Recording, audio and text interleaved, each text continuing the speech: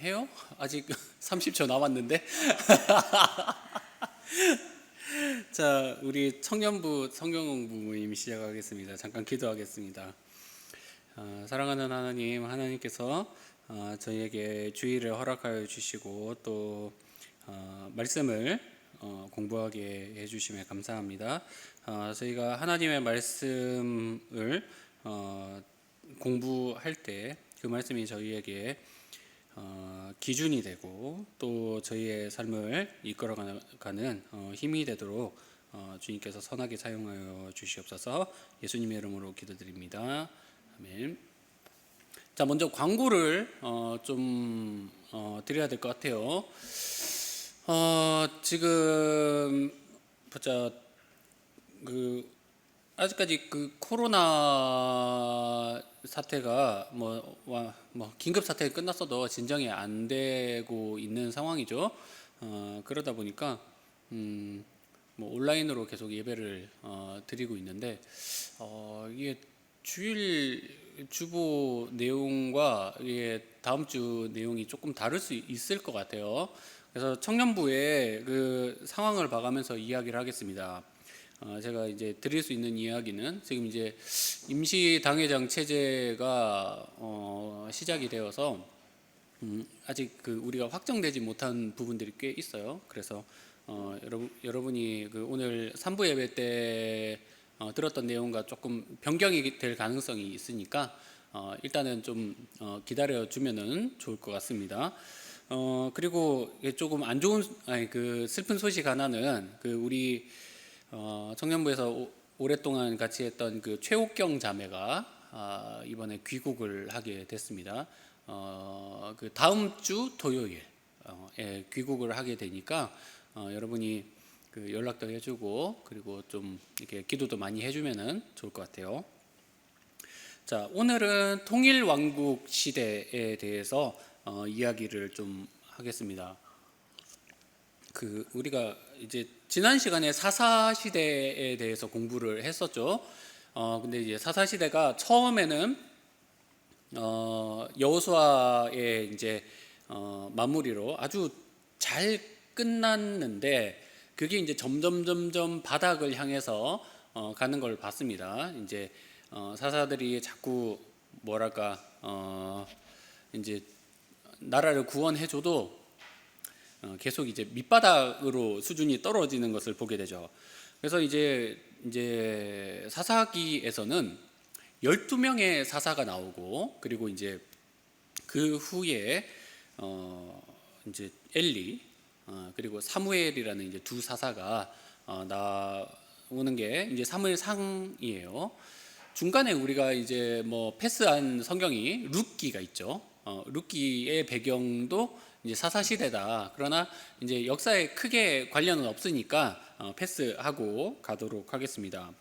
우리가 이제 통일 왕국 시대 하면은 사울 그리고 다윗, 솔로몬 이렇게 세 명을 꼽을 수가 있습니다. 그 뒤에 이제 어떻게 되냐면 이제 우리가 지금 남한과 북한이 갈라진 것처럼 이제 북이스라엘과 남유다로 나뉘게 되는 그런 상황이 되게 되죠. 보시면 이제 우리가 이제 왕에 대해서 이해해야 되는 이제 툴이 있어야 됩니다. 페이지 좀 넘겨 볼래요? 예, 40년, 120년이에요.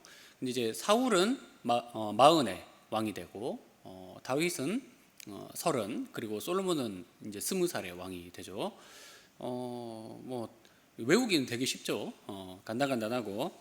자, 이 기간을 이제 바라볼 때 남북국으로 나누어지는 시대도 동일합니다. 왕은 어떤 존재인가 넘겨보세요.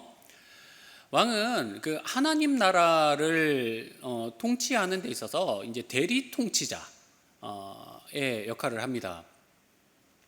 하나님께서 이 하나님 나라의 통치자이시지만 이제 현실 정치에서 이제 모세라든가 여호수아라든가 또는 사사처럼 이제 직접적으로 백성들을 통치할 사람들이 필요했었죠.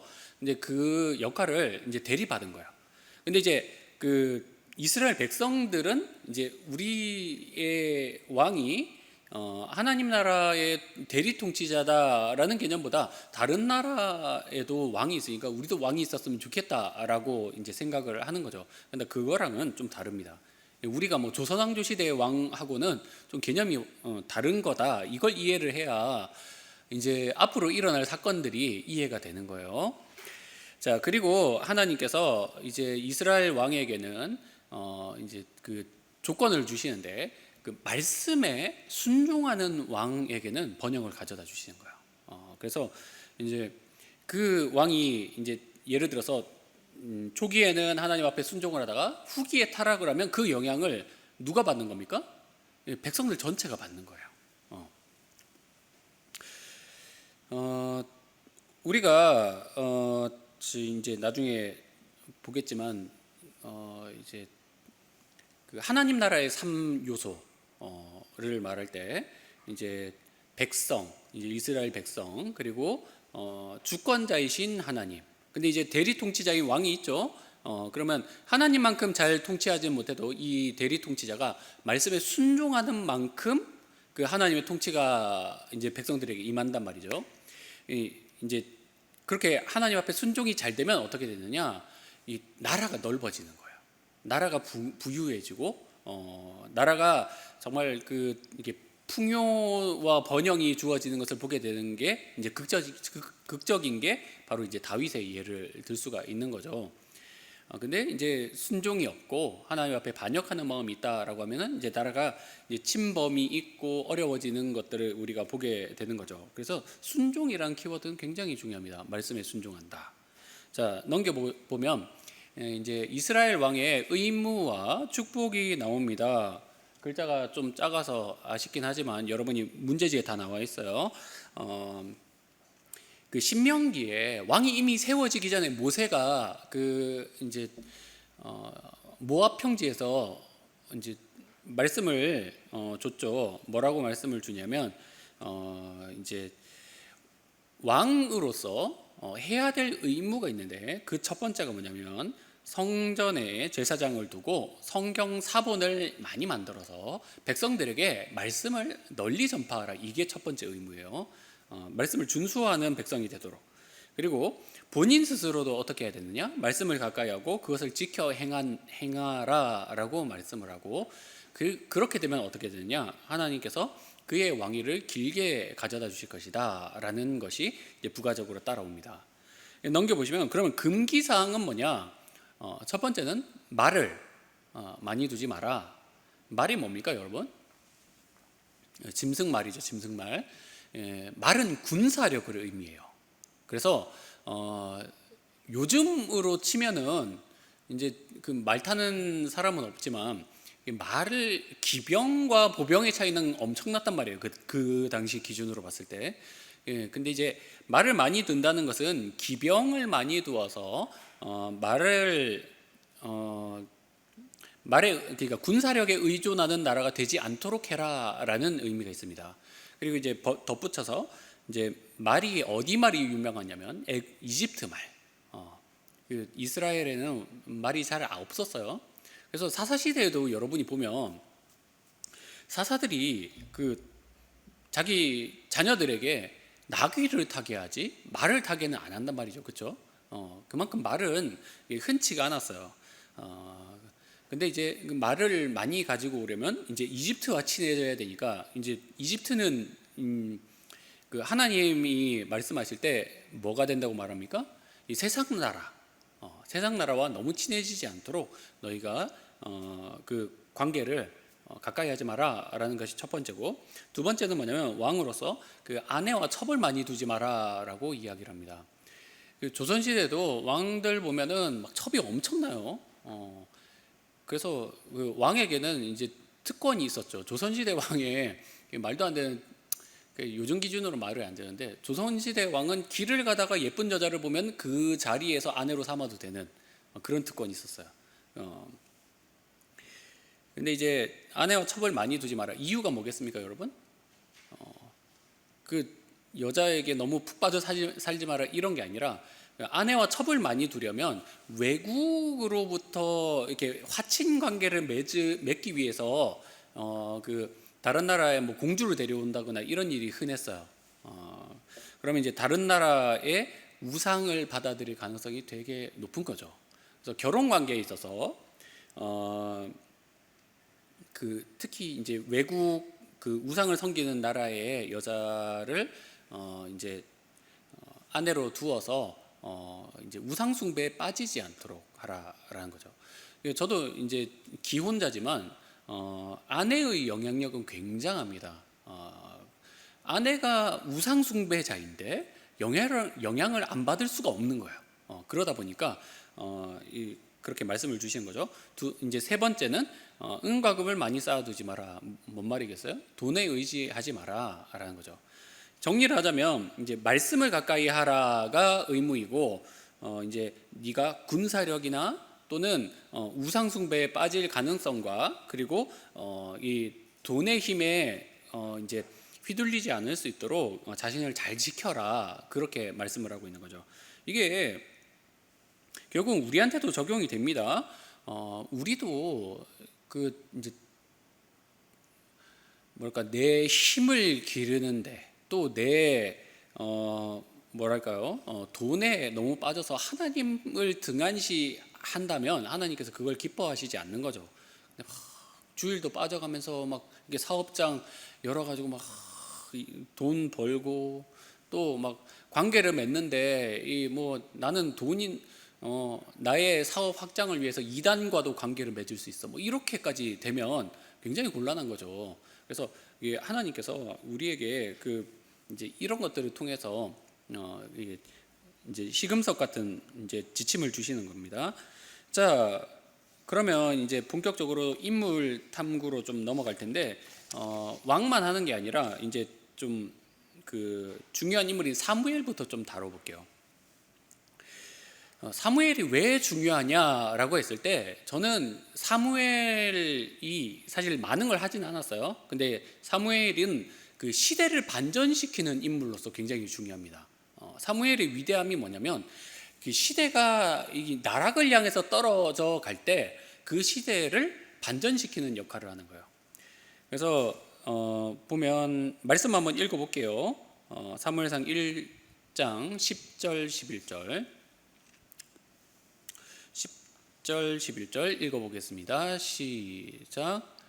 한나가 마음이 괴로워서 여호와께 기도하고 통곡하며 서원하여 이르되 만군의 여호와여, 만일 주의 여종의 고통을 돌보시고 나를 기억하사 주의 여종을 잊지 아니하시고 주의 여종에게 아들을 주시면 내가 그의 평생에 그를 여호와께 드리고 삭도를 그의 머리에 대지 아니하겠나이다.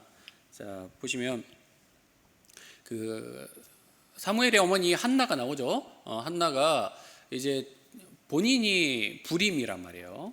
불임이어서 하나님 앞에 기도를 하는데, 근데 하나님 앞에 서원을 하는 거예요. 뭐라고 하냐면 내가 아들을 낳으면 이 아들을 나시린으로 하나님께 드리겠습니다라고 말해요.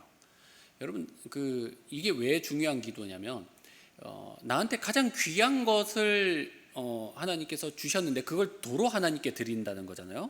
그래서 이게 굉장히 쉽게 하지 못할 기도이긴 한데, 하나님이 왜 그 한나라는 여자를 사용하시고 또 여기서 태어난 사무엘이라는 사람을 쓰시는고 하면은 그 시대에 쓸만한 사람이 한 명도 없는 거예요. 하나님 앞에 자신의 모든 것을 드리는 사람이 한 명도 없는 거예요. 그 당시에 사사인 엘리만 봐도 하나님의 마음을 어지럽히기만 하지 그 사사로서 최악이거든요. 완전 최악이에요. 뭐 법궤도 빼앗기고 뭐 하나님께 드리는 제사도 어지럽히고 막 이렇게 아예 없었으면 좋겠는 그런 사람이 왔단 말이죠. 근데 그런 시대에 하나님께 자신의 모든 것을 드리겠다라는 이 여인의 기도가 이제 하나님 앞에 쓰이는 거예요. 그래서 이제 사무엘이 하나님 앞에 나시린이 뭔지 여러분한테 한 번 더 설명을 하자면, 이제 더러운 것을 만지지도 않고 먹지도 않고 하나님 앞에 평생을 평생은 아니죠. 이게 일정 기간을 드릴 수 있는데 이 사무엘은 평생을 바쳐진 사람이란 말이죠. 그래서 하나님께서 그런 것을 귀히 여기신다라는 겁니다. 그래서 이제 사무엘이 자연스럽게 이제 말씀을 전할 때마다 그 말씀이 이루어지는 거예요. 그래서 이제 목사님들도 이제 설교를 뭐 이렇게 하기는 하지만 사실 말씀에 힘이 있어야죠. 말씀이 정말 그 확신이 있고 그 말씀이 실제로 하나님께서 마음에 우리에게 변화를 주시고 또 그것을 실천할 수 있는 말씀을 우리가 받는 게 굉장히 중요합니다. 그것을 실현하고자 하는 마음을 이렇게 하나님께서 주시는 것 아닙니까? 그런 의미에서 이제 사무엘이 말씀을 전할 때마다 이게 표현이 뭐라고 되어 있냐면 그 말씀이 하나도 땅에 떨어지지 않고 다 이루어졌다 이렇게 말을 하죠. 그래서 그 사무엘은 어두운 시대의 등불 같은 인물이다. 우리가 이렇게 기억을 하면 될 것 같아요. 다음 페이지 넘겨봅시다. 에베네셀 사건이 있는데 이제 이스라엘 백성이 그 당시에 어떻게 살았냐면 그냥 지파별로 동네별로 바라바라 살았단 말이에요.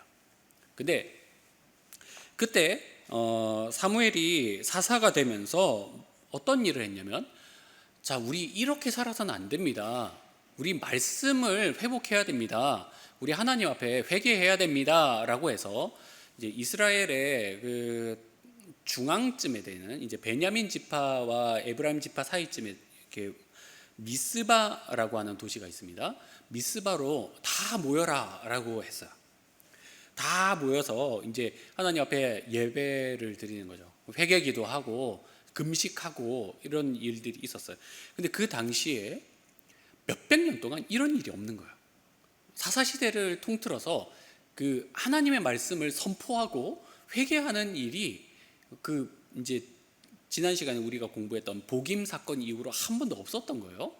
근데 이제 이 사무엘이 다 모여라라고 해서 말씀을 제대로 선포하고 회개를 하는 사건이 있었습니다.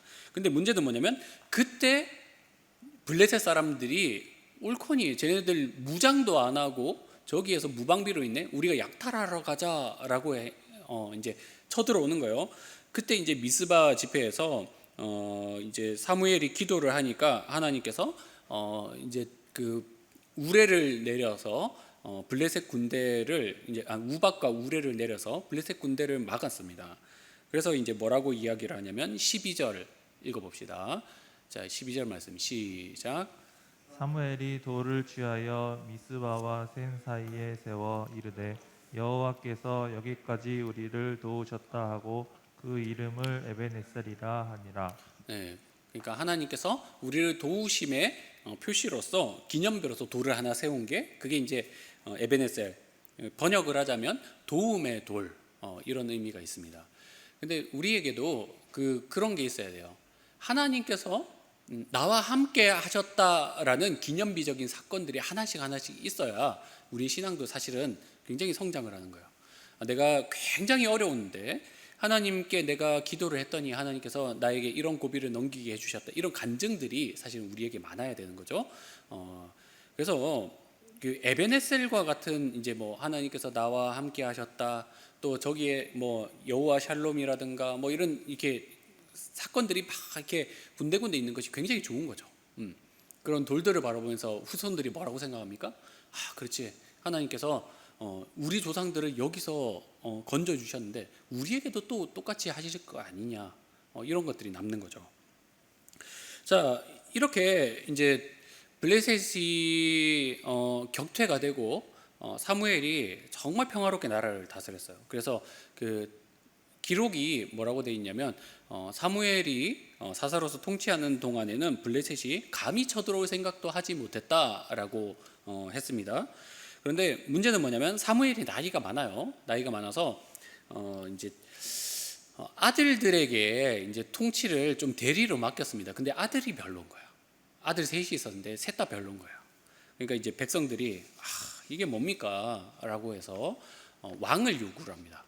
그러니까 이제 사무엘이 백성들에게 뭐라고 하냐면 좋아, 하나님께서 사실 왕 세우는 거 별로 탐탁해 하지 않으신다.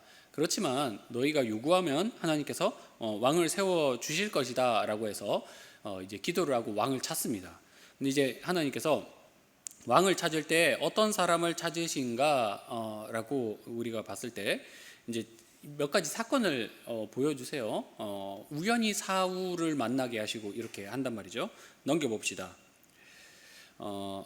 사울이 어느 지파 사람이냐 하면은 그 베냐민 지파 사람입니다. 진짜 여러분이 지난 시간 내용 혹시 기억납니까? 그 사사기 부록 부분에 가보면 마지막 부분에 그 레위인의 첩 사건이 있었죠. 레위인이 첩이 이제 베냐민 지파 땅에 들어가지고 이제 강간당해 죽은 걸 토막 쳐가지고 막 나라에 보내가지고 이스라엘 백성이 분노해가지고 베냐민을 쳐버리죠. 그때 이제 몇 명 살아남았는지 기억나세요? 남자가 600명밖에 안 살아남은 거예요. 그러니까 베냐민 지파는 진짜 작은 지파가 돼버린 거죠. 근데 그 지파에서 사람을 이제 뽑아내신 거예요. 그러니까 제일 연약하고 제일 부족한 사람을 뽑아서 이제 세운 거죠. 자, 말씀 읽어볼까요? 11장 14, 15절 읽어보겠습니다. 시작. 사무엘이 백성에게 이르되 오라 우리가 갈 길로 가서 나라를 새롭게 하자. 모든 백성이 갈갈로 가서 거기서 여호와 앞에서 사울을 왕으로 삼고 길갈에서 여호와 앞에서 화목제를 드리고 사울과 이스라엘 모든 사람이 거기서 크게 기뻐하니라. 그렇죠. 그 사울을 이제 사무엘이 세웁니다. 그래서 이제 길갈로 왜 가느냐? 길갈이 계속 나오죠. 길갈은 그 여호수아 정복 전쟁, 그 가나안 정복 전쟁 때 이제 그 처음으로 요단강을 건넜던 그 땅이죠. 그래서 길갈은 이스라엘의 스타트 포인트라고 생각을 하면 돼요. 그래서 길갈로 갔다라는 것은 우리가 초심으로 돌아간다라는 의미가 있습니다. 그래서 길갈로 다 같이 가서 우리가 이제는 왕을 세우고 제대로 하나님을 섬기겠습니다라고 하는 거죠. 근데 이제 사울이 잘 섬겼으면 좋겠는데 잘 못했단 말이에요. 그래서 이제 다시 하나님께서 사무엘에게 어떻게 하라고 하시냐면 넘겨봅시다. 다윗을 또 세우게 하시는 거죠. 그 다윗이 진짜 꼬맹이죠. 그림이 너무 꼬맹인데? 그쵸. 그래도 한 17 이렇게 됐을 텐데 키가 조금 더 커야 될 텐데 이거 시몬이보다 조금 더 큰 애를 그려놨네. 키는 조금 더 컸을 거예요. 자, 그 다윗을 또 세우실 때 어떤 걸 보게 하시냐면, 자 읽어보겠습니다. 자 말씀 16장 7절. 자 시작. 여호와께서 사무엘에게 사무엘에게 이르시되 이르시되 그의 용모와 키를 보지 말라. 내가 이미 그를 버렸노라. 내가 보는 것은 사람과 같지 아니하니 사람은 외모를 보거니와 나 여호와는 중심을 보느니라 하시더라. 여기 보시면 이제 그 다윗을 고르기 직전에 그 누굴 제일 먼저 봤냐면 그 이제 다윗 집안의 그 2세 아들 중에 첫째를 봤어요. 첫째를 탁 봤는데 키도 크고 인물도 좋고 뭔가 똘똘하게 생긴 거야. 그래, 이런 사람이 왕이 돼야지 라고 생각을 했는데, 그때 하나님이 주시는 말씀이 뭐냐면 용모와 키를 보지 마라. 하나님 무엇을 보신다? 중심을 보신다 라고 이야기를 한 거죠. 저는 오늘날도 하나님이 찾으시는 사람이 그렇다고 믿습니다. 세상 사람들은 다 그래요. 뭐 외모가 출중하고 뭐 키도 크고 기왕이면 학벌도 좋고 똑똑하고 이런 사람을 아무래도 더 좋게 보겠죠. 그러나 하나님께서 찾으시는 사람은 뭐냐면 정말 하나님을 순수하게 사랑하고 또 하나님께 순종할 준비가 된 사람을 찾는 거예요. 이 사울이 왜 버림받느냐? 순종을 안 하거든. 사울이 그 당시에 기록을 보면은 그 이스라엘의 보통 사람들보다 머리 하나가 더 컸다 이렇게 말하거든요. 그러니까 키가 한 뭐 30cm 정도는 더 큰 외모, 키 크고 뭐 장수 같은 인물이었는데 그런 게 중요한 게 아니다라는 거죠. 그렇게 세우고 이제 사무엘은 자신의 임무를 마무리를 합니다. 자, 그러면 이제 사울을 좀 살펴볼게요. 우리가 이제 몇 가지 포인트만 좀 짚어 보겠습니다. 사울은 어떤 사람이었느냐? 첫 번째 시작할 때는 어떻냐면 겸손한 사람이었어요. 이 그림을 여러분이 보면 사람들이 둘러싸여 있는데 사울이 지금 어디에 있는 거예요? 짐더미 사이에 숨어 있는 걸 보게 됩니다. 이게 뭐냐면 그 왕을 뽑을 때 제비를 뽑았어요. 제비를 막 이렇게 하나님께서 왕을 뽑으실 때 누굴 뽑으실까 해서 공정한 절차를 거치기 위해서 제비를 뽑았더니 베냐민 지파가 뽑히고 또 사울의 그 아버지 집이 뽑히고 사울이 뽑혔는데 사람이 없네? 어디 갔지? 하고 찾아봤더니 짐더미 사이에 숨어 있는 아주 자신감 없는 모습이 나온 거예요. 자, 말씀 21절 읽어보겠습니다. 9장 21절 시작. 사울이 대답하여 이르되 나는 이스라엘 지파의 가장 작은 지파 베냐민 사람이니까 또 나의 가족은 베냐민 지파 모든 가족 중에 가장 미약하지 아니하나이까 당신이 어찌하여 내게 이같이 말씀하시나이까 하니. 그렇죠. 나는 연약한 사람입니다. 아주 겸손하게 말해요. 근데 사실이긴 해요. 베냐민 지파가 연약한 건 사실이니까. 근데 이제 그런 사람이 이제 블레셋도 물리치고 굉장히 그 이스라엘 왕으로서 자신감을 얻었는데 문제는 뭐냐면 사울은 시작만 좋았어요. 여러분이 이 포인트를 잘 기억하세요. 시작만 좋고 그 다음에 왕이 된 후에 어떻게 되느냐 넘겨봅시다. 자, 이 그림 그냥 머리에 기억하고 말씀으로 가보겠습니다. 13장 8절에서 10절. 자, 시작. 사울은 사무엘이 정한 기간대로 이레 동안을 기다렸으나 사울이 길갈로 오지 아니하매 백성이 사울에게서 흩어지는지라. 사울이 이르되 번제와 화목제물을 이리로 가져오라 하여 번제를 드렸더니 번제 드리기를 마치자 사무엘이 온지라. 사울이 나가 맞으며 무난하매. 자, 전쟁을 하려고 모였어요. 상황이 어떠냐면 블레셋이 와서 진을 치고 기다리고 있는 거예요.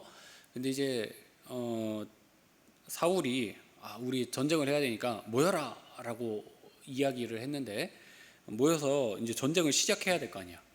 근데 그 전쟁을 시작하기 전에 하나님 앞에 먼저 예배 이제 제사를 드리는 거예요. 근데 이제 여러분이 알겠지만 그 번제를 드릴 때 누가 그 번제를 집례를 해야 됩니까? 레위인이 해야 되죠. 그 제사장 그 이제 특별히 선택된 사람만 할 수 있는 거예요. 그런데 이제 왕이 하면 안 되는 일인데 아무리 기다려도 사무엘이 안 오는 거예요. 그래서 오래 기다렸는데 기다리다 보니까 사람들이 막 도망을 가는 거예요. 이 개판인 거죠. 이 군기가 없는 거죠. 좀 기다리자. 어차피 뭐 저쪽에 싸움 걸지도 않는데 우리 조금만 더 기다리자 하면 될 텐데 기다리다가 이건 안 되겠다. 사람이 더 많이 빠져나가면은 안 되겠다 싶어서 안 되겠다. 제물 가지고 와라. 내가 제사 드릴게라고 해서 이제 제사를 드리게 된 거죠. 그리고 이제 전쟁에 나서게 되는 겁니다. 근데 여기서 우리가 기억해야 되는 게 뭐냐면 그 일반 나라였으면은 이렇게 해도 돼요. 그 일반 보통의 나라와 우리가 상식 수준에서 생각하는 전쟁이라면 이렇게 해도 돼요. 왜냐하면은 저쪽은 블레셋은 우리보다 군대가 훨씬 많고 또 우리에게는 적은 숫자의 병력만 모였는데 이마저도 사람들이 빠져나가니까 빨리 이걸 수습을 해야 되는 상황인 거죠. 그러니까 이제 일반의 그냥 조직이나 사회라면 이렇게 해도 되는 거예요. 오히려 빨리 수습할수록 현명하고 아주 경영을 잘하는 사람이네 이렇게 생각이 들 수 있는 거죠. 근데 우리가 여기서 기억해야 되는 포인트는 뭐냐면 이스라엘의 왕은 그렇게 하면 안 된다는 거예요. 하나님을 믿는 사람은 그렇게 하면 안 된다는 거예요. 이스라엘의 왕이 하나님의 대리 통치자이기 때문에 실질적인 왕이신 하나님께서 싸워라, 내가 너희에게 이기게 하겠다라는 말씀을 듣기까지는 사실은 기다려야 되는 거죠. 그래서 우리가 여기서 기억해야 되는 건 뭐냐면 주도권이 누구에게 있느냐라는 거예요. 우리는 우리의 삶을 살아가면서 내 기분에 내키는 대로 또 내가 마음에 원하는 대로 막 선택하고 결정을 한단 말이죠. 근데 그때 우리가 생각해야 되는 건 뭐냐면 그럼 하나님은 어떻게 하기를 원하실까? 이거를 생각을 잘 안 해요. 근데 하나님께서 이제 그 사울에게 말씀하시는 게 뭐냐면 네가 해야 될 것이 있고 하지 말아야 될 것이 있는데 너는 그 선을 넘었다라는 거예요. 번제를 드리면 안 되는 사람이 번제도 드렸고 또 하나님이 순종하라고 했을 때 순종하지 못했고 이런 것들이 있는 거예요. 이 일이 또 반복이 되는데 그게 뭐냐면 이제 사무엘에게 하나님께서 말씀을 주셔가지고 아말렉과 싸워서 아말렉을 전멸시키십시오. 우리가 출애굽했을 때 아말렉이 뒤에서 쳤기 때문에 그들을 반드시 전멸을 시키는 것이 우리의 과제입니다라고 이야기를 했어요. 그때 이제 그 사울이 어떻게 하냐면 전쟁에서 이긴 후에 좋은 것들은 다 남겨가지고 가지고 왔단 말이에요. 전리품으로 뭐 양이나 소나 막 그런 것도 가지고 오고 또 이제 그 아말렉의 왕인 아각이라는 사람도 죽이라고 했는데 살려놨단 말이죠. 그래서 이제 사무엘이 뭐라고 말씀을 전하냐면 하나님께서 당신을 버리셨습니다. 이유가 뭐냐면 순종이 제사보다 낫다 이런 말을 남기죠. 이 사울이 내가 이 좋은 양으로 하나님께 제사를 드리려고 했습니다 라고 말을 하는데 하나님께서 그런 재물 받기 싫다라고 하시는 거예요. 여러분 이 시각을 우리가 가져야 되는데 그 선지서에도 뭐라고 이야기를 하냐면 하나님께서 이 순종하지 않는 백성들이 드리는 역겨운 제물을 내가 받기 싫어서 누가 성전문을 좀 닫아줬으면 좋겠다 이렇게 이야기를 하거든요. 그 말은 뭐냐면 우리가 교회에서 예배생활 열심히 하고 또 우리가 그 이제 뭐 교회에서 직분 받고 봉사 아무리 열심히 해도 실생활에서 하나님 앞에 순종하지 않는 사람이면 그 예물 아무 소용이 없다라는 거예요. 많은 신앙인들이 착각을 합니다. 내가 하나님 앞에 헌금 잘 드리고 또 여기서 봉사 열심히 하면 내 생활 속에 죄가 묻히지 않을까? 이렇게 생각을 하는 거죠. 그래가지고 죄책감에 더 많이 헌금하고 더 많이 봉사를 한단 말이죠. 근데 그거 아니라는 거예요. 차라리 하나님 앞에 헌금 드릴 거 내가 남의 돈 떼먹은 거 있어 그거 갚으라는 거예요. 네가 봉사하는데 열 올리는 시간에 다른 사람한테 가가지고 사과하고 용서 빌라. 그리고 네가 생활 속에서 하나님을 경외해라라고 말하는 거예요. 우리가 그걸 이해를 해야 됩니다. 그렇게 이제 하나님께서 사울을 버리셨어요. 그리고 이제 다윗에게 기름을 부어서 이제 네가 다음 왕이다라고 하니까 이제 그 다음에 어떻게 됩니까? 이제 질투가 생기는 거예요. 여러분 그 사울을 보면 이게 그냥 하나님이 선택한 사람이라고 믿기지 않게 인간으로서 가지는 이제 그 뭐랄까요? 추악하다면 추악하고 또 본능적이라면 본능적인 면모가 아주 그냥 이렇게 노골적으로 드러나요. 그래서 말씀 한번 읽어볼까요? 18장 7절 9절. 자 읽습니다. 시작. 여인들이 뛰놀며 노래하여 이르되 사울이 죽인 자는 천천히요 다윗은 만만이로다 한지라. 사울이 그 말에 불쾌하여 심히 노하여 이르되 다윗에게는 만만을 돌리고 내게는 천천만 돌리니 그가 더 얻을 것이 나라 말고 무엇이냐 하고 그날 후에 사울이 다윗을 주목하였더라. 자, 여기서 포인트가 있습니다.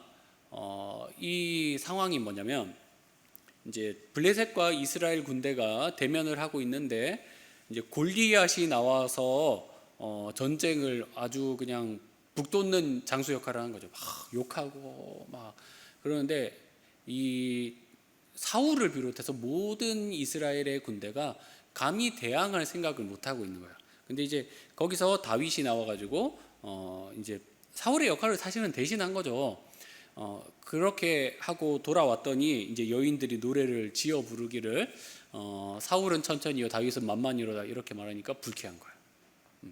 근데 사실은 어디서 이렇게 뭐랄까 마음이 상해야 되냐면 내가 해야 될 역할을 그 골리앗을 싸우는 그 역할을 다윗이 가져갔다라는 측면에서 이게 원래 그 기분이 상해야 되는 것이 아주 치졸하게 여인들이 노래 부르는 소리 거기에 기분이 상해서 이제 질투하게 된다라는 게 이 사람이 얼마나 속이 좁고 이게 부족한 사람인지가 보이는 거죠. 그 뒤로는 이제 다윗을 향한 핍박만 있습니다. 다윗이 이제 사울을 즐겁게 해주려고 막 하프를 타면서 노래를 하니까 창을 박아 죽이려고 하고 또 다윗에게 막 혼자 가서 블레셋 사람의 귀를 잘라와라 이렇게 뭐 200개를 가지고 와라 이런 식으로 요구를 하기도 하고 심지어 이제 다윗을 죽이려고 이제 13년이라는 기간을 추격을 하죠. 그래서 다윗은 17살 때 골리앗을 죽인 이후로 30이 될 때까지 13년을 도망을 가게 됩니다. 아무런 죄도 안 짓고 옳은 일을 했는데도 그렇게 되는 거죠. 13년이란 기간 동안 왕이 그 자신의 이제 정치적인 적인 다윗을 죽이려고 혈안이 돼 있으니 이 이스라엘이라는 나라가 얼마나 엉망이었겠습니까? 자 결론으로 갑니다. 이제 사울은 어떻게 됐느냐? 마지막에 이제 자살을 하는 것으로 끝이 나죠. 이제 블레셋과 전쟁이 일어나는데 그때 이제 어떤 일이 있느냐? 우리 3절에서 5절까지 읽어보겠습니다. 시작. 사울이 패전함에 활 쏘는 자가 따라잡으니 사울이 그 활 쏘는 자에게 중상을 입은지라. 그가 그 무기를 든 자에게 이르되 내 칼을 빼어 그것으로 나를 찌르라.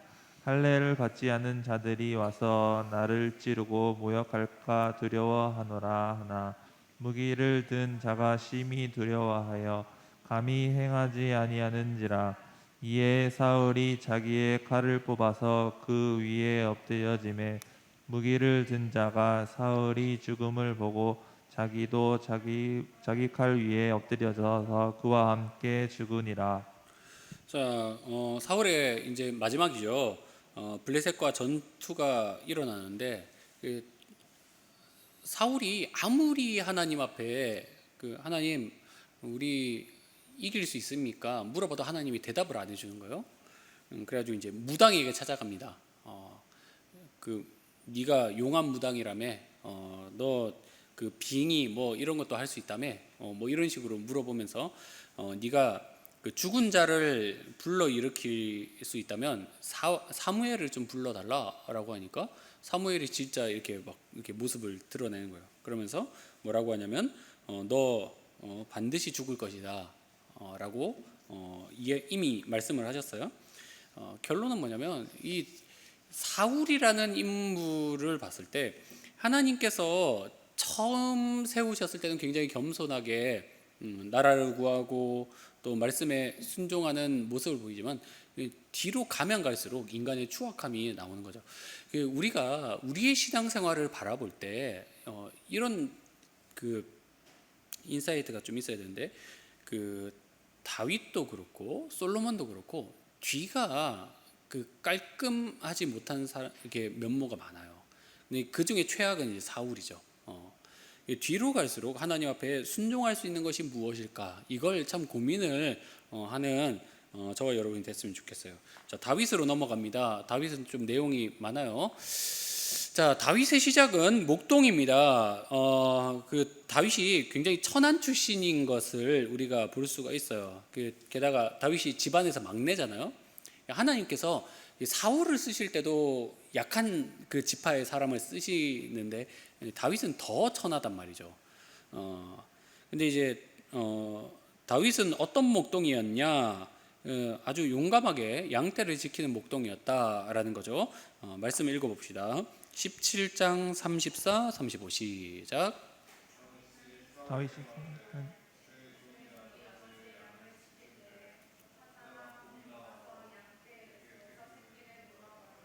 내가 따라가서 그것을 치고 그 입에서 새끼를 건져내었고 그것이 일어나 나를 해하고자 하면 내가 그 수염을 잡고 그것을 쳐 죽였나이다. 네, 보시면 그 다윗이 아주 용감했다. 그리고 양떼를 지키기 위해서 열심히 했다라는 거죠. 이런 면모가 사실은 어떤 데서 작용을 하냐면 그 목자로서 양을 지키는 마음으로 백성들을 지켜내고 용감하게 그 하나님께서 명령하시는 그 전쟁을 수행하는 면모로 드러나는 거예요.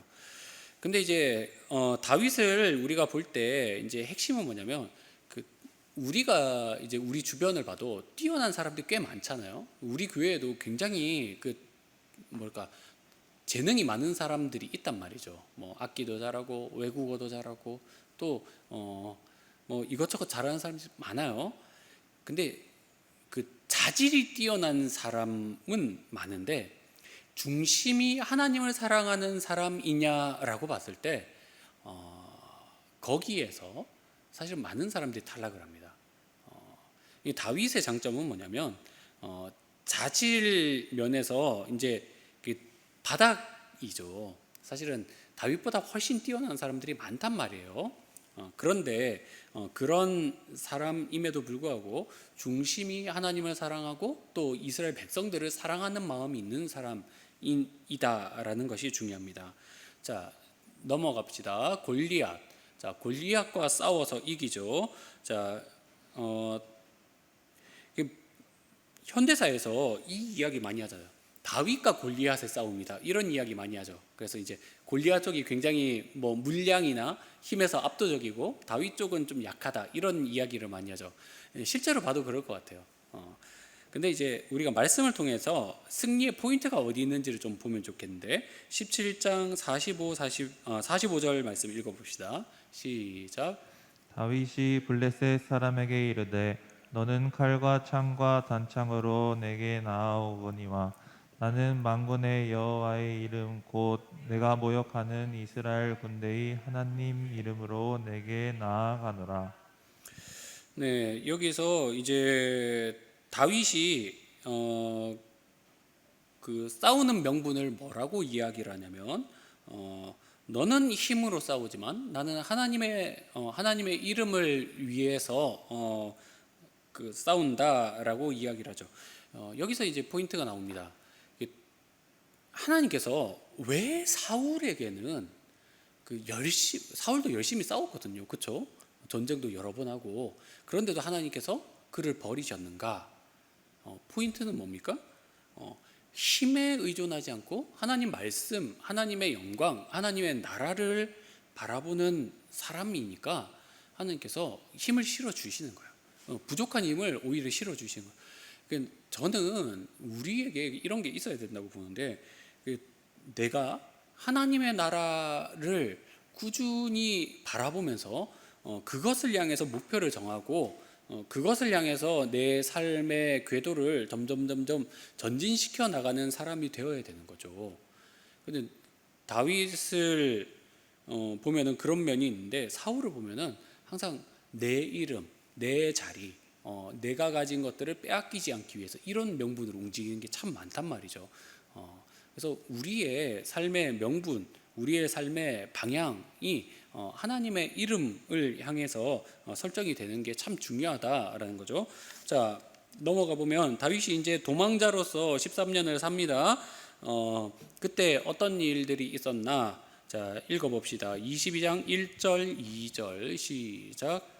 그러므로 다윗이 그곳을 떠나 아둘람 굴로 도망하매 그의 형제와 아버지의 온 집에 들고 그리로 내려가서 그에게 이르렀고 환난당한 모든 자와 빚진 모든 자와 마음이 원통한 자가 다 그에게로 모였고 그는 그들의 우두머리가 되었는데 그와 함께 한 자가 400명 가량이었더라.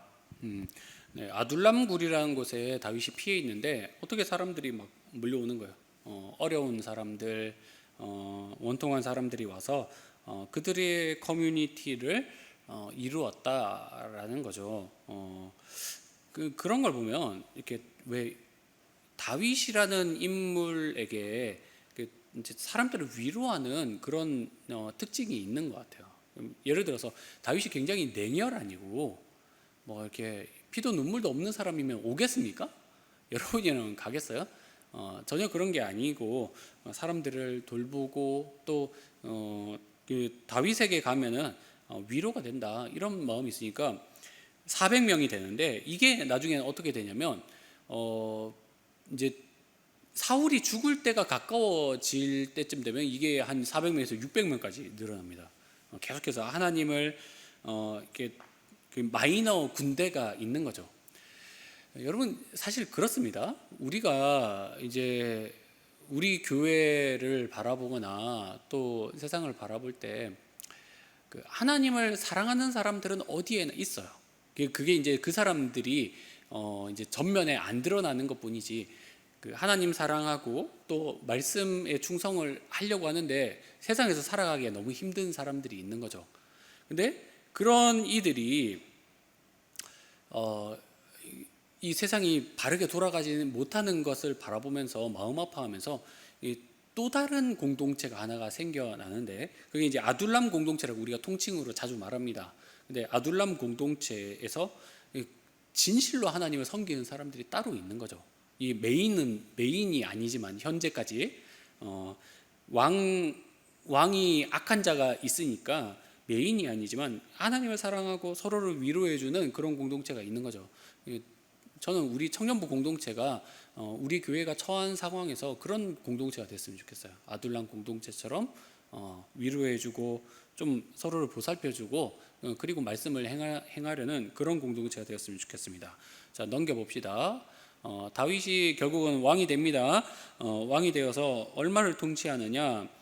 사무엘하 이 4장 그 5장 4절 5절 보면 다윗이 30살에 왕이 되는데 이제 왕국이 통일이 안 되는 거예요. 그래서 40년 통치 기간 중에 헤브론에서 3년 6개월을 다스리고 이스라엘 전체를 통치하는 기간이 이제 33년이 되었다라는 거예요.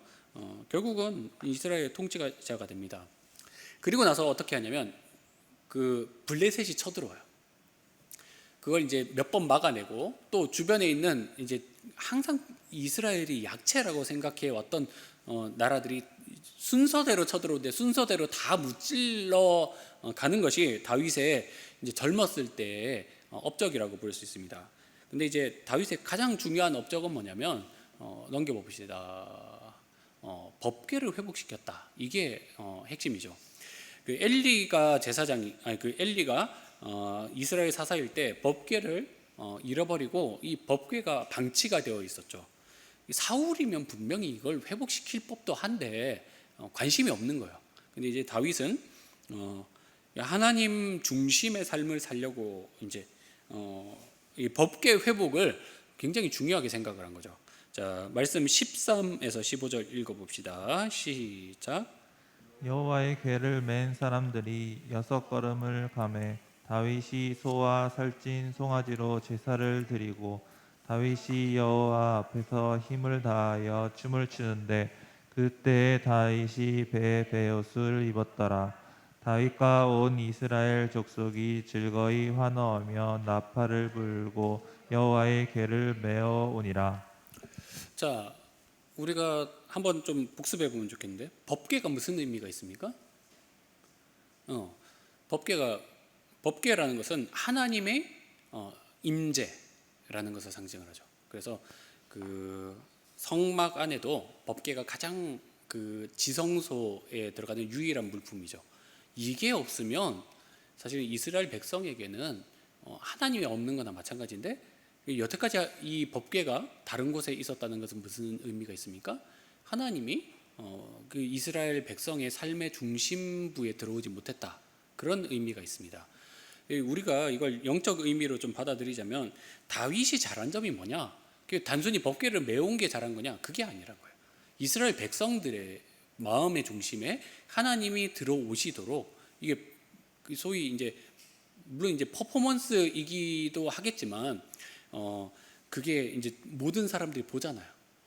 우리의 수도는 예루살렘이고, 예루살렘에 가면 뭐가 있다? 그 법궤가 있다. 나중에 성전을 짓겠지만 다윗 때는 안 짓죠. 어쨌거나 거기에 우리의 하나님이 계시고 우리는 그것을 바라보면서 살아야 된다. 이게 있어야 되는 거죠. 여러분에게도 마찬가지입니다. 내 마음에 하나님이 중심에 계셔야 되는 거예요. 교회가 있잖아요. 교회에서 여러분이 예배를 드리는 그 예배 생활이 여러분의 삶의 중심이 되어야 되는 거예요. 자, 넘겨봅시다. 이제 다윗 언약을 좀 이야기를 할게요. 자, 사무엘하 6장에서 법궤를 가지고 오고, 그 이제 법궤를 가지고 온 다음에 하나님께서 어떻게 하시냐면 다윗에게 이제 선지자를 통해서 말씀을 하십니다. 뭐라고 이야기를 하느냐? 자, 7장 16절 읽어봅시다. 시작. 내 집과 내 나라가 내 앞에서 영원히 보존되고 내 왕위가 영원히 경고하리라 하셨다 하라. 자, 무슨 말입니까? 이제 다윗을 하나님께서 정말 사랑하시는, 그래서 너의 혈통을 통해서 계속해서 왕이 나올 것이다, 이걸 이야기를 하시는 게 다윗 언약입니다. 여러분, 제가 창세기부터 여러분에게 강의를 해올 때 언약이 왜 중요하다고 이야기를 했습니까? 언약은 하나님께서 구속사를 이루어 나가시는데 굉장한 단계를 밟아 나가는 이제 약속인 거죠. 우리가 신약 구약 말할 때도 다 약속 아닙니까? 언약은 굉장히 중요한 건데, 다윗 언약이, 그러면 이제 이런 질문이 돼요. 그 다윗네 집이 축복받은 것과 우리와 무슨 상관이 있느냐? 있어요. 있죠. 다윗의 후손으로 누가 오시기 때문에? 예수님이 오시기 때문에. 나중에 보면 이제 다음 이제 진도에 그게 있죠. 이스라엘이, 남유다의 다윗의 혈통이 이제 그 왕이 못 되거든요. 나라가 멸망을 하니까. 근데 하나님께서는 이 다윗 언약을 잊지 않으시고 이 혈통을 통해서, 다윗의 혈통을 통해서 우리의 진정한 왕이신 예수 그리스도를 보내주신단 말이죠. 그래서 이 언약이란 건 굉장히 중요합니다. 자, 다윗의 이제 통치에서 반전 포인트가 하나가 있죠. 자, 불륜입니다. 다윗이 이제 죄를 짓죠. 자, 11장 4절 5절 읽어봅시다. 11장 4절 5절 시작. 다윗이 전령을 보내어 그 여자를 자기에게로 데려오게 하고 그 여자가 그 부정함을 깨끗하게 하였으므로 더불어 동침하매 그 여자가 자기 집으로 돌아가니라. 그 여인이 임신하매 사람을 보내 다윗에게 말하여 이르되 내가 임신하였나이다 하니라. 네, 보면 다윗이 이제 나이가 대충 한 50 정도 됐을 때, 중년의 때 이제 정복 전쟁을 열심히 하다가 이제 내가 이쯤 되면은 뭐 현장에서 안 뛰어도 되지 않겠느냐, 이런 생각이 들어서 이제 군대는 그 암몬과 전쟁을 하러 갔고 자기는 궁궐에서 낮잠을 자고 편안히 있을 때 밖을 보니까 아이고, 저 멀리서 어떤 여자가 목욕을 하고 있네. 근데 이제 신하에게 묻습니다. 저 여자가 누구냐? 우리아의 아내입니다라고 이야기를 하는데, 우리아는 어떤 사람입니까? 다윗의 그 특공대라고 부를 수 있는 그 멤버 중에 한 명인 거예요. 건들면 안 되는 사람이죠. 근데 다윗에게 이제 이 나태함과 더불어서 음란한 욕구가 들어가서 그 여자를 데리고 왔는데 임신이 된 거죠. 문제는 뭐냐면 이걸 은폐하기 위해서 이제 우리아도 죽게 만들고 이제 자신이 지은 죄에 대한 처벌을 굉장히 피하려고 하다가 이제 하나님 앞에서 벌을 받게 되는 거죠. 그로부터 이제 다윗의 통치에서 이제 징계의 기간이 시작이 되는데, 그게 뭐냐면 이제 첫째 아들이 자기 누이를 강간하는 사건이 일어나고 암논이 다말을 강간을 하죠. 이제 근데 다말의 친오빠인 압살롬이 이제 형을 죽이게 되죠. 그리고 압살롬은 더 나아가서 이제 아버지의 나라를 내가 빼앗겠다라고 하다가 어떻게 됩니까? 결국은 이제 반란이 실패로 끝나고 이제 가족이 뭐 완전 박살이 나버리는 그런 사건이 진행이 됩니다. 여기서 우리가 알아야 되는 게 뭐냐면 이제 하나님께서 사랑하셔도 징계하신다는 거예요. 저는 이제 뭐랄까 과거에 제가 이제 배워왔을 때 조금 어렸을 때 잘못 배웠다라고 생각되는 이제 포인트가 뭐냐면 주일학교에서나 또 성경을 단편적으로 가르칠 때 이제 그 장로교, 특히 장로교단에서 잘못 가르치는 것 중에 하나가 뭐냐면 하나님 앞에 내가 죄를 고백하면 그게 다 용서받았다라는 거예요. 이게 맞아요. 하나님께서 죄를 용서해 주세요. 근데 죄의 결과는 근데 우리에게 닥쳐오는 거예요. 예를 들어서 다윗처럼 불륜을 저질러서 아이가 생겼다. 그러면 하나님 앞에 회개했어요. 그러면 끝이 나느냐? 아니라는 거예요. 그 뒤에 따라오는 그 죄를 해결하기 위해서 겪어야 되는 수많은 세월들이 우리에게 있는 거예요. 미성년자가 아이가 생겼다. 또 누가 도둑질을 했다. 남의 돈을 갚지 않았다. 그래서 재판을 받게 됐다. 회개하면 하나님께서 그래 용서해 주겠다. 그러나 결과 네 삶에서 뿌려지는 그 악의 열매는 너 스스로 감당해야 된다. 이런 게 있는 거예요. 잘못을 하면은 벌을 받아야 되는 게 맞는 거죠. 우리도 마찬가지입니다. 하나님 앞에 내가 회개했으니까 끝났습니다가 아니라 그 결과를 마땅히 받아야 되는 거예요. 그래서 그걸 하지 않겠다라고 하면 더 심한 나락으로 떨어지는 것이고, 하나님 제가 잘못했으니까 제가 이 잘못을 바로잡겠습니다라고 하면은 그때부터 이제 조금씩 회복의 은혜가 주어지게 되는 거죠. 자, 결론으로 가보겠습니다. 다윗은 그 하나님을 사랑한 왕이었다. 더 넘겨주세요. 다 설명했어요. 하나님을 굉장히 사랑하고 그래도 그 이스라엘에 있어서는 모범이 될 만한 왕이었습니다. 자, 시편 18편 1절 2절 읽어볼까요? 자, 시작. 나의 힘이신 여호와여, 내가 주를 사랑하나이다. 여호와는 나의 반석이시요 나의 요새시요 나를 건지시는 이시요 나의 하나님이시요 내가 그 안에 피할 바이시요 나의 방패시요 나의 구원의 뿌리시요 나의 산성이시로다. 네, 여기서 우리가 보면 하나님께서 그 다윗에게 어떤 존재였는가를 회고를 할 때 다윗이 이 시를 지었거든요. 근데 내가 주님을 사랑합니다라고 고백을 하는 그런 면모를 보게 되죠.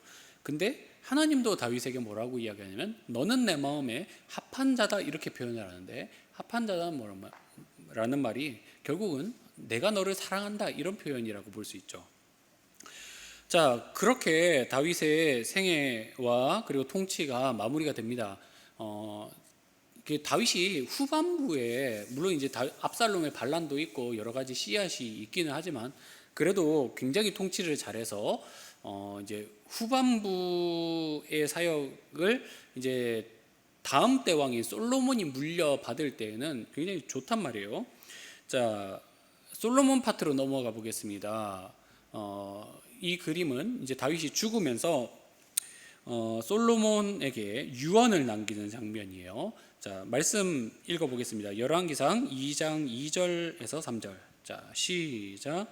내가 이제 세상 모든 사람이 가는 길로 가게 되었노니 너는 힘써 대장부가 되고 내 하나님 여호와의 명령을 지켜 그 길로 행하여 그 법률과 계명과 율례와 증거를 모세의 율법에 기록된 대로 지키라. 그리하면 내가 무엇을 하든지 어디로 가든지 형통할지라. 네, 여기에 중요한 포인트는 뭐겠습니까? 솔로몬이 어떻게 하라는 거요? 말씀을 지켜 행하라라는 것이 핵심이에요. 솔로몬이 20살이잖아요, 그렇죠? 20살에 그 한나라의 왕이 된다는 거 굉장히 부담스러운 일이죠. 근데 그 하나님의 말씀을 지켜 행하면 너는 번영할 것이다. 이그 뭐야 이스라엘의 그 왕이 가져야 될 아주 기본적인 의무를 분명하게 전달하고 있는 것이죠. 자, 그리고 나서 이제 이게 2장이잖아요. 3장에 가서 이제 하나님께서 그 솔로몬에게 나타나셔서 주시는 말씀이 있습니다. 자, 3장 12절에서 14절 말씀. 자, 시작. 내가 내 말대로 하여 내게 지혜롭고 총명한 마음을 주노니 내 앞에도 너와 같은 자가 없거니와 내 뒤에도 너와 같은 자가 일어남을 없으리라. 내가 구하지 아니한 부귀와 영광도 내게 주노니 내 평생의 왕들 중에 너와 같은 자가 없을 것이라. 내가 만일 내 아버지 다윗이 행한 같이 내 길로 행하며 내 법도와 명령을 지키면 내가 또 내 날을 길게 하리라. 네, 보면 이렇게 말씀을 하죠. 하나님이 꿈에 나타나셨어요.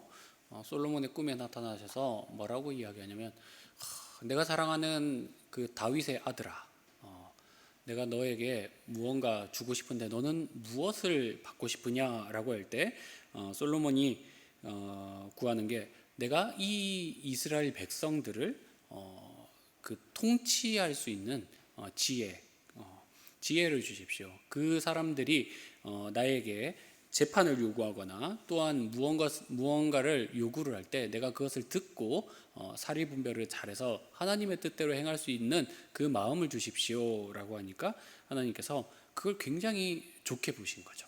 그래서 지혜도 주고 또 뭐도 주겠다? 부귀와 영광도 주겠다라고 약속을 하는데, 또한 그 네가 그 아버지 다윗처럼 말씀을 지켜 행하면 너의 날도 길 것이다, 이렇게 이야기를 합니다.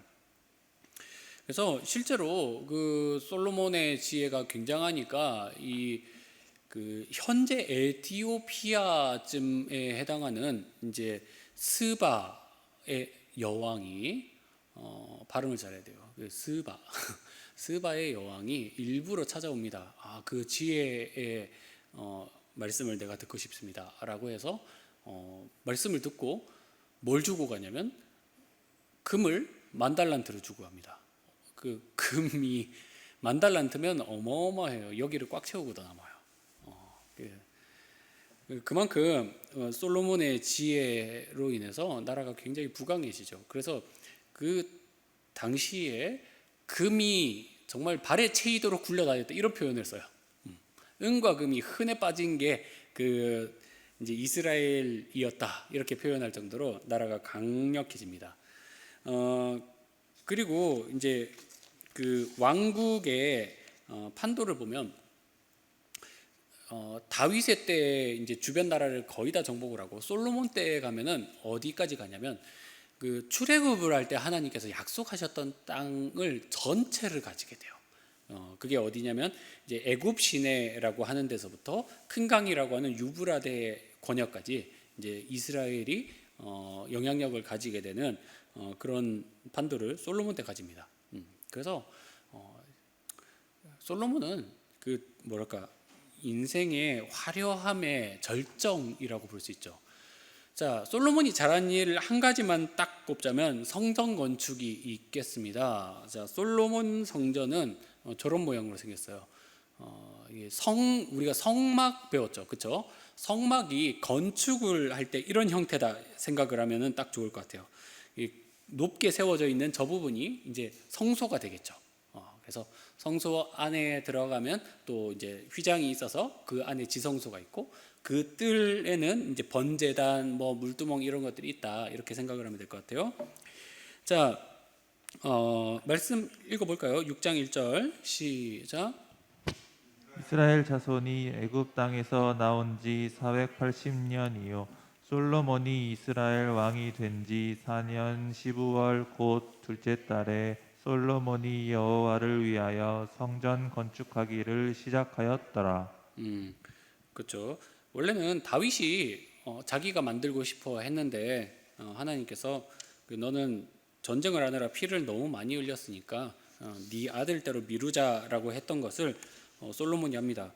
사실 그 왕이 된 지 4년째면 굉장히 왕으로서 어느 정도 입지가 선 다음에 바로 한 거니까 빠르게 한 거죠. 이렇게 잘 하던 솔로몬도 이제 뒤가 참 좋지가 않아요. 그래서 좀 아쉽습니다. 자, 우상 숭배에 빠지게 되는데 11장 3절 4절 읽어볼까요? 자, 11장 3절 4절 시작. 왕은 후궁이 700명이요 첩이 300명이라 그의 여인들이 왕의 마음을 돌아서게 하였더라. 솔로몬의 나이가 많을 때에 그의 여인들이 그의 마음을 돌려 다른 신들을 따르게 하였으므로 왕의 마음이 그의 아버지 다윗의 마음과 같지 아니하여 그의 하나님 여호와 앞에 온전하지 못하였으니. 그렇죠. 참 어떻게 처와 첩이 1000명이나 될까요? 숙소도 구하기 힘들겠다 진짜. 그런데 이제 그게 다 이제 동맹을 맺으려고 한 거예요. 솔로몬이 이제 잘못한 게 뭐냐면 초반에는 하나님 앞에 지혜로운 마음을 구하고 또 성전 건축도 하고 이렇게 했는데 뒤에 가서 이제 왕의 금기 3가지를 다 어겼거든요. 말을 많이 두지 말라 했는데 실제로 솔로몬의 때에 제일 친했던 나라가 어디냐면 애굽이었어요. 애굽으로부터 말을 많이 사와서 마구간을 되게 넓게 짓는 일을 했고 처와 첩이 이제 주변 나라와 화친을 하겠다고 해서 뭐 1000명이나 됐고 그리고 은과 금이 너무 많았죠. 그로 인해서 솔로몬이 변질될 수밖에 없었습니다. 이유가 다 있는 거예요. 하나님이 하지 말라고 하시는 거 다 이유가 있는 거예요. 우리에게 이제 솔로몬이 주는 교훈이 뭐냐면 하나님께서 하지 말라고 하시는 데는 다 이유가 있는데 그걸 나는 지혜로우니까 나는 잘하니까 괜찮겠거니라고 생각을 하는데 4절에 뭐라고 되어 있습니까? 솔로몬이 나이가 많을 때 이제 쇠약해지고 이제 머리에 통찰력이 부족해지는 시점부터는 그걸 감당을 못하는 거예요. 사람이 그렇잖아요. 예를 들어서 뭐 이제 여러분이 이제 젊으니까 하는 말이지만 남녀 관계를 따질 때에도 내가 절대적으로 신앙 있는 사람하고 결혼해야지. 나는 나쁜 습관이 있는 사람하고는 결혼하지 말아야지.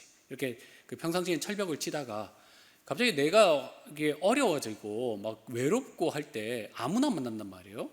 그러면 어떻게 되는 겁니까? 이게 허들이 낮아지니까 이제 돌이킬 수 없는 인생이 되어 버리는 거예요. 그렇게 결혼을 하고 이제 어려운 삶으로 빠져들게 되는 거죠. 솔로몬도 정정하고 막 이렇게 아내들이 아무리 많아도 자기가 호령하고 이럴 때는 문제가 없었는데 나중에 우상 숭배로 빠져드는데 이제 나중에 기록을 보면은 특히 암몬 쪽에서 이제 첩으로 온 여자가 솔로몬을 몰록 숭배로 빠져들게 했다 이렇게 나와 있어요. 몰록이 뭐냐면 최악의 우상이라고 보면 돼요. 여러분이 나중에 이제 검색을 해보면은 나올 텐데 생긴 모양이 어떠냐면은 동상이 있습니다. 동상 안이 비어 있어요. 그러니까 겉모양만 주형을 만들어놔요. 모양이 어떠냐면 그 머리가 소고 이게 손을 뻗고 있는 사람의 몸을 가지고 있어요. 여기에 뭘 올리냐면 어린아이를 올리고 그 밑에 있는 동상 그 밑에 불을 뗍니다. 그러면 어떻게 됩니까? 이 열이 받으면서 애가 타 죽죠. 그 제사를 받는 왕이 아니 그 우상이 바로 몰록이에요. 몰렉이라고도 합니다. 그런 쪽으로 솔로몬이 넘어가면서 굉장히 이스라엘이 신앙이 좋아지는 것이 아니라 이제 혼잡스러워지게 되는 거죠. 그래서 하나님께서 결국은 솔로몬 이후에는 나라가 분열되게 하실 수밖에 없는 결과를 초래하게 되었다라는 것이 이제 솔로몬의 마지막 아쉬운 점이다라고 볼 수 있습니다. 자, 우리가 이렇게 사무엘을 포함해서 세 왕의 면모를 좀 봤는데 사실 그래요. 처음에 하나님을 내가 만나고 또 신앙이 막 뜨겁게 불타오를 때에는 다 내가 하나님을 위해서 바칠 수 있고 또 하나님을 위해서 평생을 드릴 수 있고 이런 마음이 있어요. 근데 우리 그 한국 교회에 이런 말이 있죠. 처녀적 신앙 믿을 거 못 된다 이런 말이 있어요.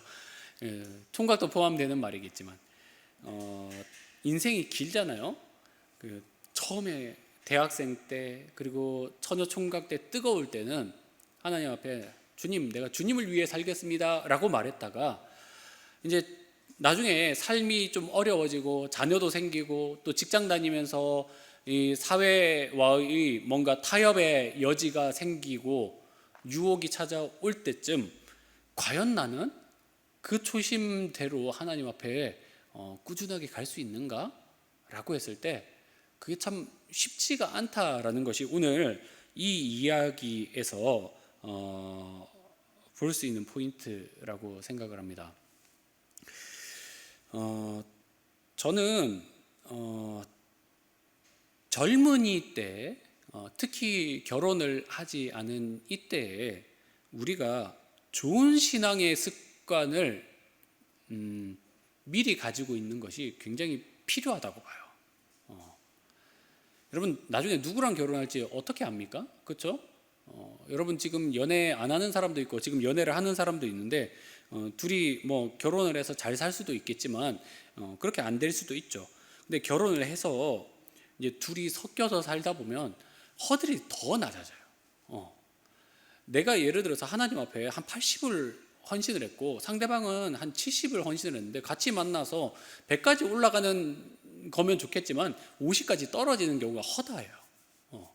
그럴 때 나는 정말 끝까지 하나님 앞에서 헌신되이 겸손하게 그리고 충성되게 하나님을 사랑할 수 있느냐라고 할 때 그렇지 못한 사람이 너무 많다는 거예요. 여러분 우리가 어떻게 초심을 회복할 수 있습니까? 말씀이 말해주고 있죠. 계속해서 말씀을 곁에 가까이 둬라. 네가 그리고 금기 어떤 거 있습니까? 네가 의지하려고 하던 것들 거기에 너무 마음 두지 마라. 이렇게 이야기를 하고 있죠. 여러분 다윗을 생각해 보십시오. 그래도 다윗은 한 번 실수는 했지만 하나님 앞에 끝까지 충성되게 가려고 애썼던 사람입니다.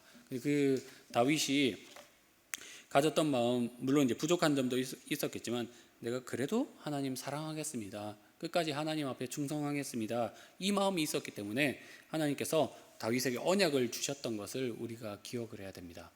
여러분 하나님께서 여러분에게나 또는 여러분의 후손에게도 그런 언약 같은 그 마음을 주시면 좋을 것 같아요. 내가 이렇게 나를 사랑하는 너를 보면서 너의 자손에게 축복해 주겠다. 또 너의 주변에 축복해 주겠다. 그런 말씀을 들을 수 있는 저와 여러분 되면 얼마나 좋겠습니까? 그렇죠? 자, 우리가 그 같이 찬양하고 기도하면 좋을 것 같은데요. 오늘 부를 찬양은 온 맘 다해라는 찬양입니다. 성경에서 이제 예수님에게 한 서기관이 와서 물었죠. 우리가 하나님의 말씀을 어떻게 지켜야 됩니까? 성경의 핵심은 무엇입니까? 라고 물어볼 때 예수님이 뭐라고 하시는 거예요? 너희가 마음을 다하고 뜻을 다하고 힘을 다하여 주 너의 하나님을 사랑하라. 그리고 이웃을 사랑하라. 이렇게 말씀을 하셨죠. 다윗은 그것을 지켜서 그래도 하나님 앞에 끝까지 갔던 사람인데 우리도 그런 모습이 되었으면 좋겠습니다. 찬양합시다.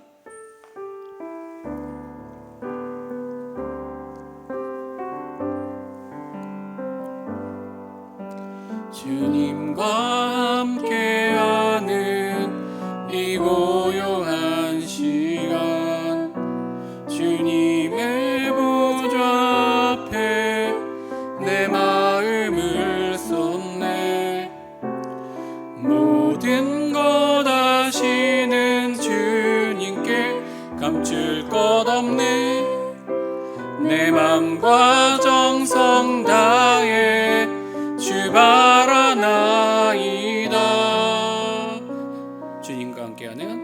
주님과 함께하는 이 고요한 시간 주님의 보좌 앞에 내 마음을 쏟네 모든 것 아시는 주님께 감출 것 없네 내 맘과 정성 다해 주 바라나이다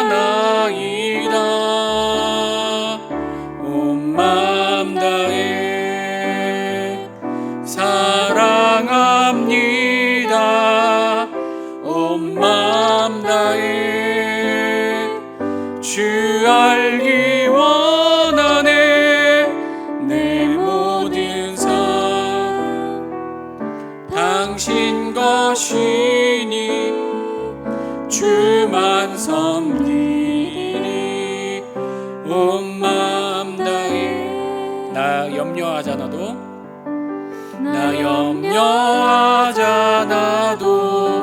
내 쓸 것 아시니 나 오직 주의 얼굴 구하게 하소서 다 이해할 수 없을 때라도 감사하며 날마다 순종하며 주 따르오리다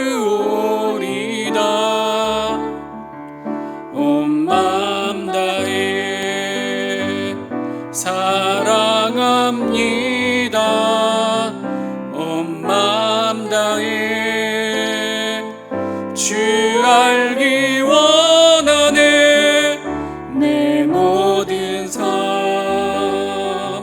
당신 것이니 주만 섬기리 온 맘 다해 한 번 더 온 맘 다해 온 맘 다해 사랑합니다 온 맘 다해 주 알기 원하네 내 모든 삶 당신 것이니 주만 섬기리 온 맘 다해 자 여러분 이 시간에 마음을 다해서 주님 앞에 기도하는 시간을 가졌으면 좋겠습니다. 자 우리가 하나님 앞에 물론 항상 뜨거울 수만은 없어요. 그러나 우리가 주님 앞에서 그 초심을 기억하고 또 말씀을 가까이 하면서 내가 버려야 될 것들은 버려낼 때에만 사실은 우리가 주님 앞에서 롱런하는 신앙인이 될 수 있는 것이죠. 많은 사람들이 하나님 앞에 자신의 간도 내고 쓸개도 내고 모든 것을 다 주님 앞에 드리겠다고 약속해놓고 시간이 흘러가면은 그런 것들을 다 포기하고 자신의 유익과 자신이 기뻐하는 것을 위해서 하나님의 곁을 떠나거나 또는 변질된 신앙인으로 살아가는 것이 우리 주변에 얼마나 많이 있습니까? 여러분, 우리가 적어도 그렇게 되면 안 되겠습니다. 변질되지 않고 정말 주님이 우리를 부르셨을 때 그 마음을 끝까지 가지고 갈 수 있는 그런 저와 여러분 됐으면 좋겠어요. 같이 기도하실 때 하나님을 사랑하는 마음이 변하지 않도록 도와주시고 특히 시간이 지나갈수록 내 마음이 주님을 더 사랑하고 말씀에 순종하는 마음이 더 커져가게 해주십시오. 아직도 내가 주님 앞에 불순종하는 모습들을 주님께서 바꾸어 주시고 나를 순종의 사람, 말씀의 사람, 하나님을 사랑하는 사람으로 나를 변화시켜 주시옵소서. 같이 기도하겠습니다. 사랑하는 하나님, 하나님께서 우리에게 하나님의 은혜의 말씀을 주시니 감사합니다. 주님의 말씀 앞에 저희가 순종하고 더 주님이 기뻐하시는 삶의 형태로 우리의 삶이 바뀌어나가기를 원합니다. 주님, 저희가 무엇을 바라며 살겠습니까? 돈이 많고 또 세상의 쾌락을 누릴 것이 많고 또 내게 주어진 힘이 많아진 것을 바란다면 우리가 세상 사람과 무엇이 다르겠습니까? 주님을 사랑하고 주님을 위해서 평생의 삶을 드릴 수 있는 그런 주님의 백성 되기를 원하오니 주님, 저희 마음이 변질되지 않을 수 있도록 주님께서 지켜주시고 주님이 우리에게 약속하신 은혜를 소망하면서 어려움을 견뎌낼 수 있는 그런 신앙이 될 수 있도록 도와주시옵소서. 주님의 은혜를 바랍니다. 주님께서 저희를 선하게 인도하여 주시고 이끌어 주시옵소서. 여러분, 한 번 더 기도할 때 우리가 교회를 위해서 좀 같이 기도했으면 좋겠어요. 이제 우리 교회가 이제 임시 당회장이 와서 이제 교회의 운영권을 가지고 교회를 뭐 설교권이라든가 이런 부분들을 가질 텐데 환경이 어려워져도 우리의 신앙이 흔들리지 않을 수 있도록 믿음이 연약한 지체들을 주님께서 붙들어 주실 수 있도록 또 우리 교회가 정상화되어서 하나님께서 원하시고 기뻐하시는 것들이 주님의 선하신 은혜 아래서 이루어질 수 있도록 같이 기도했으면 좋겠습니다. 기도하겠습니다. 하나님께서 우리 사랑하는 형제자매들의 마음을 붙들어 주시기를 구합니다. 우리 교회의 신앙 환경이 굉장히 어려운 가운데 있습니다. 주님께서 저희를 보호하여 주시고 하나님의 말씀, 하나님의 사랑 안에 거할 수 있도록 도와주시기를 구합니다. 주님이 기뻐하시고 주님이 사랑하시는 자녀다운 모습으로 살아갈 수 있도록 용기를 더하여 주시고 오로지 주님의 말씀과 은혜 안에 저희가 거할 수 있도록 역사하여 주시옵소서. 주님을 바라봅니다. 주님 함께하여 주십시오. 주님 일상에 여겨 주십시오. 주의 사랑하는 자녀들이 주님 흔들리지 않을 수 있도록 주님께서 도와주십시오. 사랑하는 하나님, 하나님께서 우리에게 주님의 말씀과 주님의 사랑을 더욱더 충만히 부어주시기를 간구합니다. 우리 청년들 한 사람 한 사람이 더욱더 주님을 사랑하는 자리에 서게 이끌어 주십시오.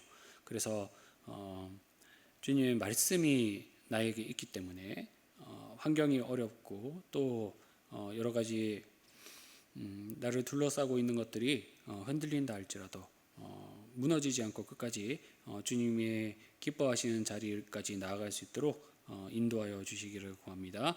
예수님의 이름으로 기도드립니다. 아멘. 네, 여러분 수고했습니다. 오늘 내용이 많아가지고 시간이 조금 더 걸리기는 했지만 여러분이